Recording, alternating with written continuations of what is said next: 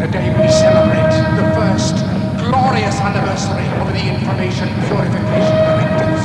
We have created, for the first time in all history, a garden of pure ideology, where each worker may bloom, secure from the pests of a contradictory thoughts.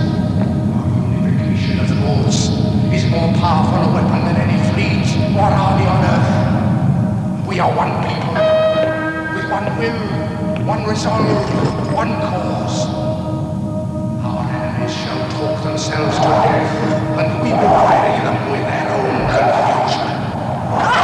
We shall prevail. On January 24th, Apple Computer will introduce Macintosh. And you'll see why 1984 won't be like 1984.